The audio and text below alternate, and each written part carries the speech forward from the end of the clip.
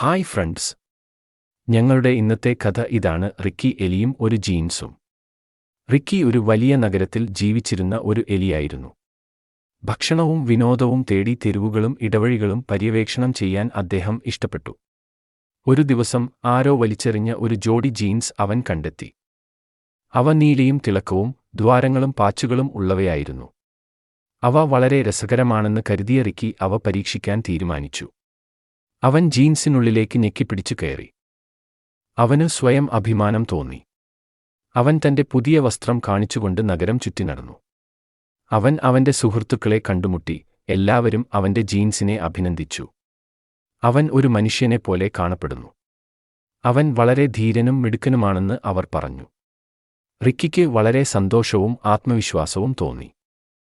എന്നാൽ താമസിയാതെ ജീൻസ് അത്ര സുഖകരമല്ലെന്ന് അയാൾക്ക് മനസ്സിലായി തുടങ്ങിയിരുന്നു.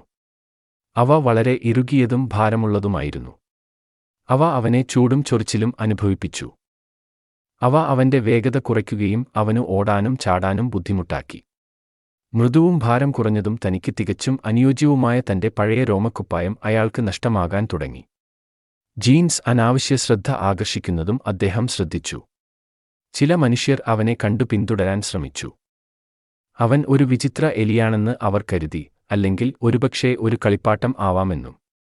ചില പൂച്ചകൾ അവനെ കണ്ടു അവനെ ഓടിക്കാൻ ശ്രമിച്ചു. അവൻ ഒരു രുചിയുള്ള എലിയോ ആണെന്ന് അവർ കരുതി. റിക്കിക്ക് ഓടി ഒളിക്കേണ്ടി വന്നു. അവൻ വളരെ ഭയപ്പെട്ടു തളർന്നു. ഇതിൽ കൂടുതൽ ജീൻസിന് വിലയില്ലെന്നു അവനു മനസ്സിലായി. അവ അവനെ സന്തോഷിപ്പിച്ചില്ല, അവനെ സങ്കടപ്പെടുത്തുക മാത്രമാണ് ചെയ്തത്. അവ എടുത്ത് എറിയാൻ അവൻ തീരുമാനിച്ചു. പിന്നീട് അയാൾക്ക് ആശ്വാസവും സ്വാതന്ത്ര്യവും തോന്നി. അവൻ തന്റെ വീട്ടിലേക്ക് ഓടി. അവൻ വീണ്ടും സുഹൃത്തുക്കളെ കണ്ടുമുട്ടി. അവർ അവനെ സ്നേഹപൂർവ്വം സ്വീകരിച്ചു. അവൻ തന്നെപ്പോലെയാണ് കാണപ്പെടുന്നതെന്നും അദ്ദേഹം ഇപ്പോഴും ധീരനും മിടുക്കനുമാണെന്നും അവർ പറഞ്ഞു. റിക്കിക്ക് വളരെ സന്തോഷവും ആത്മവിശ്വാസവും തോന്നി. അന്ന് അവൻ വിലപ്പെട്ട ഒരു പാഠം പഠിച്ചു. താൻ ആരാണെന്നതിൽ അഭിമാനിക്കണമെന്നും മറ്റൊരാളാകാൻ ശ്രമിക്കരുതെന്നും അവൻ പഠിച്ചു. പുറം ഭാവങ്ങൾ പ്രധാനമല്ലെന്നും സന്തോഷം ഉള്ളിൽ നിന്നാണ് വരുന്നതെന്നും അദ്ദേഹം മനസ്സിലാക്കി. ഏറ്റവും നല്ല വസ്ത്രങ്ങൾ അവനു നന്നായി ചേരുന്നവയാണെന്ന് അവൻ മനസ്സിലാക്കി. അവനെ സ്നേഹിക്കുന്നവരാണ് ഏറ്റവും നല്ല സുഹൃത്തുക്കൾ. താൻ ആരാണെന്നതിൽ ഒരാൾ അഭിമാനിക്കണം, മറ്റൊരാളാകാൻ ശ്രമിക്കരുത് എന്നതാണ് കഥയുടെ ധാർമ്മികത. നിങ്ങൾക്ക് ഈ കഥ ആസ്വദിച്ചുവെന്ന് കരുതുന്നു. നമുക്ക് അടുത്ത സ്റ്റോറിയിലേക്ക് പോകാം. ഇതുപോലെയുള്ള കൂടുതൽ വീഡിയോകൾക്കായി സബ്സ്ക്രൈബ് ബട്ടൺ അമർത്തുക.